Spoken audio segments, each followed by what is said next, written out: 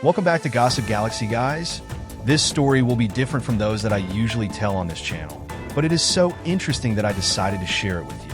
Thank you for joining us, and let's begin. The air inside the grand ballroom of the New York charity gala shimmered with anticipation. The event, intended to be a night of refinement and philanthropy, had drawn the city's elite, business magnates, media personalities, and influential philanthropists, all gathered beneath the towering crystal chandeliers. Glasses of champagne clinked softly as conversations flowed, each table alive with discussions of the latest headlines and social movements. Melania Trump, draped in a breathtaking midnight blue gown, was the evening's guest of honor. Despite the constant political storm surrounding her husband, she had remained composed, channeling her focus into humanitarian efforts and advocacy. Tonight was no different. As she ascended the stage to deliver her speech on children's education and global humanitarian aid, the murmurs in the room quieted, giving way to a hushed reverence.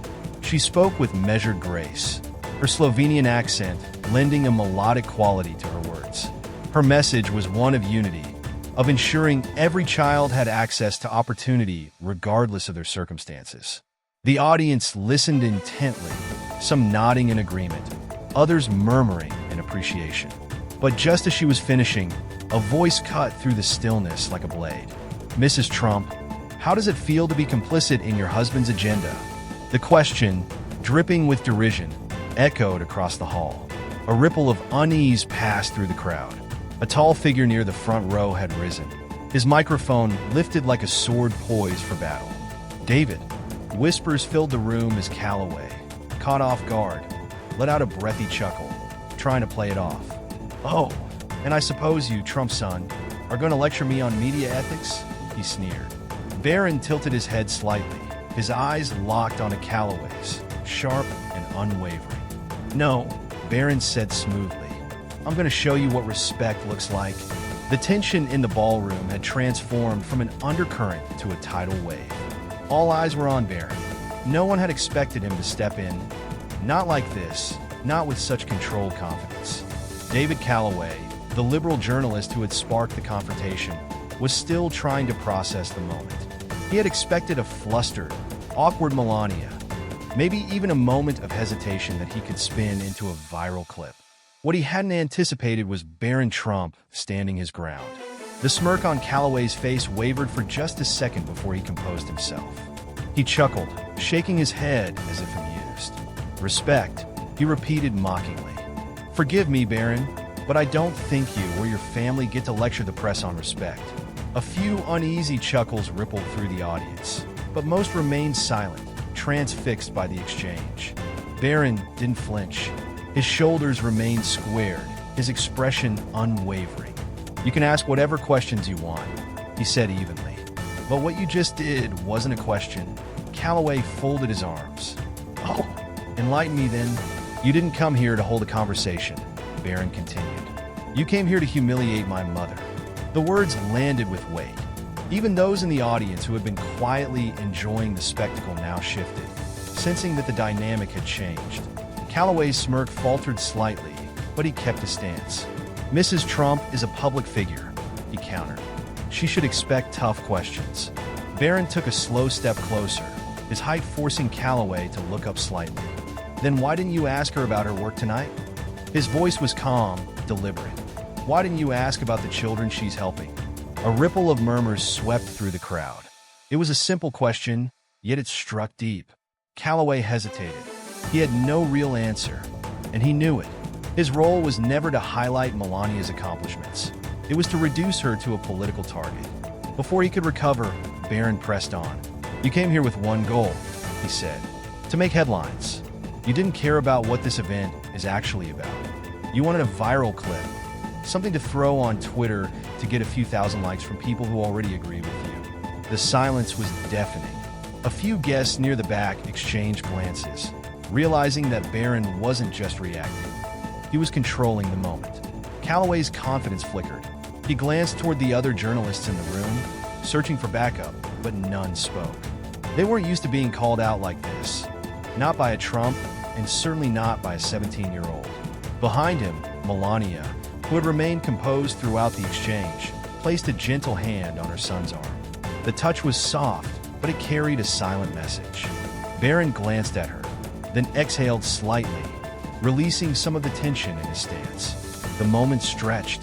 Calloway still stood there, microphone in hand, but no longer holding the upper hand. Melania turned to the crowd, a graceful smile returning to her face, as if the disruption had never occurred.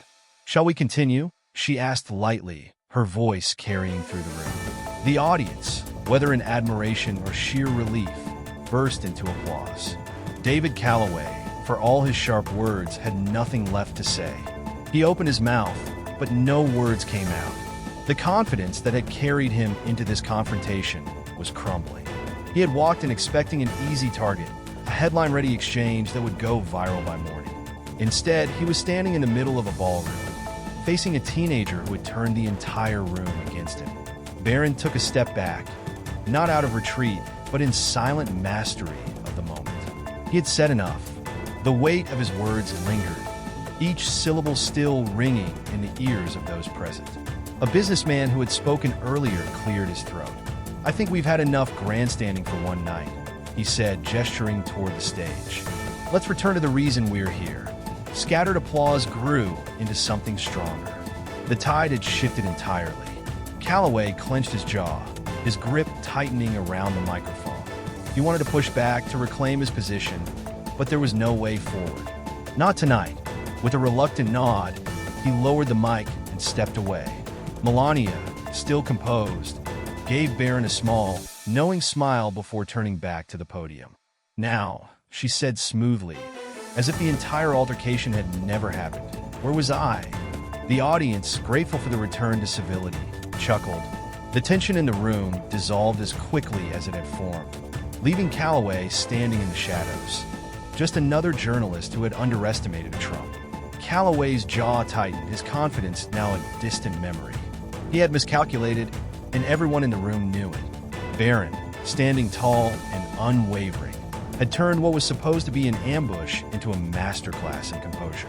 Melania watched her son with quiet pride, her expression serene and unreadable, but powerful in its steadiness. This wasn't just a defense of her, it was a statement, a turning point. Barron let the silence stretch just long enough for the weight of his words to settle. Then, with a slight tilt of his head, he delivered the final blow. "So tell me, Mr." The weight of his failure hanging over him, Calloway faded into the background. Barron, however, remained unfazed. With a simple adjustment of his cufflinks, he exuded the same quiet confidence that had won him the moment. Melania turned to her son, her expression unreadable at first. Then, with quiet elegance, she reached out, gently straightening his jacket. Just a small touch, but one that spoke volumes. A mother's silent pride. Barron met her gaze, gave her a slight smirk, and then turned back to the room. He didn't need to revel in the moment. He had already won. The crowd, sensing the significance of what had just unfolded, rose to their feet. A standing ovation, not just for Melania, not just for the charity, but for the undeniable fact that tonight, something had shifted. For years, Barron Trump had been a name whispered in the background, a footnote in his family's story. After tonight, no one would ever make that mistake again. What a moment. Barron Trump didn't just defend his mother. He proved he's a force to be reckoned with. The way he stood his ground, the way he turned the tables. This wasn't just a debate. It was a statement. What do you think? Did Barron handle the situation the right way? Let us know in the comments. And if you enjoyed this story, don't forget to like, subscribe, and hit that notification bell so you never miss our next videos. Thanks for watching, and we'll see you in the next one. The room held its breath. Even those who had come in with skepticism couldn't deny it. Barron wasn't just holding his own. He was winning. Calloway, now visibly rattled, scoffed, but it lacked the arrogance he had entered with.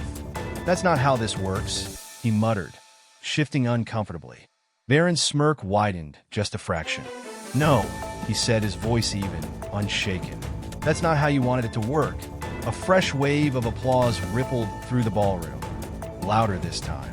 Calloway glanced around, realizing that whatever momentum he thought he had was gone. He had been outmaneuvered, not by a seasoned politician, not by a media consultant, but by a 17-year-old who had learned the game better than anyone expected. For the first time that night, Calloway took a step back. He wasn't retreating, at least that's what he would tell himself later. But he was done. He had no more cards to play. Barron didn't press further. He didn't need to. Instead, he exhaled softly and turned back to his mother. Melania gave him a small nod, a silent thank you. With effortless grace, she turned back to the podium. "Now," she said smoothly, "shall we continue?" The room, still buzzing from what they had just witnessed, responded with applause. Not just for Melania, but for the young man who had turned a political hit job into a defining moment of his own. But no one came to Calloway's defense. The other journalists, usually quick to rally behind one of their own, were silent. Some shifted uncomfortably in their seats. Others avoided eye contact. They had seen what had just happened. Calloway had overplayed his hand, and Barron had dismantled him with nothing but poise and precision. Barron took a measured step forward, his voice calm but cutting. "You wanted a moment," he said, tilting his head slightly. "You got one, just not the one you expected." The murmurs grew. More than a few guests smirked, watching Calloway struggle to maintain his usual bravado. Melania remained composed, but the pride in her eyes was unmistakable. This was her son, not the quiet child the world once saw, but a young man standing his ground with a level of confidence even seasoned politicians envied. Calloway exhaled sharply, his fingers tightening around the microphone. He knew he couldn't win this, not tonight. With a forced smile, he nodded stiffly. "All right," he said, his voice lacking its usual arrogance. "I think I have my answer." Barron didn't blink. "Good," he said simply. The tension in the room snapped like a taut wire suddenly cut. Calloway lowered his mic, hesitating for just a second before turning away. It wasn't quite a retreat, but everyone knew what it was. As he stepped back into the crowd, Barron turned to his mother. He didn't need to say anything. The moment had spoken for itself. Melania offered him a small, knowing smile before returning to the podium. "Now," she said smoothly, addressing the room as if nothing had happened. "Shall we continue?" The ballroom erupted into applause, not just polite but genuine. And as the night went on, one thing became clear. Tonight wasn't about David Calloway. It wasn't even about the media's usual games. Tonight belonged to Barron Trump. The room was still buzzing, even as Calloway retreated. The energy hadn't settled. People weren't just watching, they were witnessing something shift. Barron Trump hadn't just defended his mother. He had owned the moment, turned the tables, and walked away victorious. Melania reached for her son's arm, a small, graceful touch. It wasn't a display of gratitude. No words were needed. It was something deeper, a silent acknowledgement, a mother's pride. Calloway, now blending back into the sea of guests, kept his head down. He wasn't a nobody. He was a seasoned journalist, a man used to controlling narratives. But tonight, the story had been ripped out of his hands. And the worst part, he knew it would follow him. The media had always been relentless with the Trumps. They had questioned, criticized, even ridiculed. But now they had to face something new. A Trump who didn't just fight back, he outmaneuvered them. One of the businessmen near the stage leaned toward a colleague. "That kid," he murmured, shaking his head. "He's got something." Another nodded. "He's not just his father's son." Barron, meanwhile, acted as if nothing had happened. With his hands in his pockets, he turned to his mother and gave her a small nod. "Go ahead," he said. "Finish your speech." Melania's lips curved into a knowing smile before she turned back to the microphone. The applause died down as she began again, effortlessly regaining control of the room. The speech continued as if the interruption had never happened. But everyone knew better. Tonight, something had changed, and Barron Trump had just made sure the world noticed. As the thunderous applause carried through the ballroom, Barron stood tall, his expression calm, yet unmistakably triumphant. This wasn't just a moment. It was a turning point. He had stepped out of the shadows and into the spotlight, and he had done it on his own terms. Calloway had wanted to control the narrative, to twist the night into a spectacle. Instead, he had been the one exposed. And now, as he disappeared into the crowd, Calloway, a well-known political correspondent, had made his name as a relentless critic of conservative figures, often cloaking his confrontational style beneath the guise of journalistic integrity. His sharply tailored suit and unwavering gaze only amplified the aggression in his tone. A murmur swept through the audience. Some exchanged glances, while others sat motionless, waiting to see how the moment would unfold. Melania's lips parted slightly, her expression an unreadable mask of poise. Before she could respond, Calloway pushed forward, emboldened by the attention now centered on him. "Your husband has been accused of dividing the country, of fostering hate," he continued, his voice rising with each word. "And yet you stand here, presenting yourself as a role model. Don't you think the real role models are those who actively resist him?" The room tensed. The weight of his accusations settled like a heavy fog. Eyes flicked between the First Lady and the journalist, the silence stretching into something almost unbearable. Some guests shifted uncomfortably in their seats, while others leaned in, captivated by the brewing storm. For a moment, it seemed as though the entire gala had transformed into something else entirely. No longer a celebration of charity, but a battleground where politics and personal integrity collided under the dazzling glow of chandeliers. A few reporters smirked, already sensing a viral moment in the making. But before Melania could speak, a different voice shattered the silence. Firm, unwavering. "That's enough." All heads turned as Barron Trump stepped forward from the audience. He was no longer the quiet boy the world once saw in the White House. Now 17, tall, and carrying himself with the confidence of someone raised in the public eye, he was no longer just the president's son. He was his own person, and right now, he wasn't about to let anyone disrespect his mother. Barron moved past the tables, his broad shoulders squared, his jaw clenched. He stepped onto the stage without hesitation, standing directly between his mother and the reporter. His presence alone was enough to shift the energy in the room. "Excuse me?" Calloway raised an eyebrow, surprised but unfazed. Barron didn't blink. "You can ask tough questions," he said, his voice calm but unshakable.